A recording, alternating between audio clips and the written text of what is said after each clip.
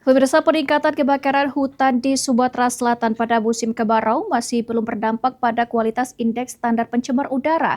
Namun ISPU di 7 kabupaten kota se-Sumatera Selatan sudah mulai masuk dalam kategori sedang.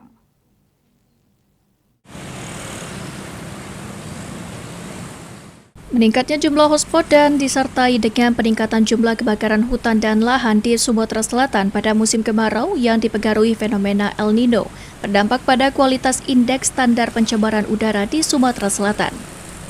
Berdasarkan data Dinas Lingkungan Hidup Provinsi Sumatera Selatan pada Rabu siang, 7 kabupaten kota di Sumatera Selatan yakni Ogan Ilir, Prabu Muli, Musi Banyuasin, kemudian Muara Enim, Musirawas, Pali dan Lahat berada pada rentang 55 hingga 82 atau masuk dalam kategori sedang. Jadi hujan itu sudah mulai jarang, sudah beberapa hari ini. Jadi ISPU itu mengalami peningkatan.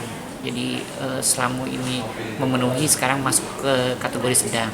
Tapi kalau untuk standarisasi sedang itu masih bisa beraktivitas untuk manusia, hewan, dan tumbuhan, sehingga ini tidak terlalu membahayakan.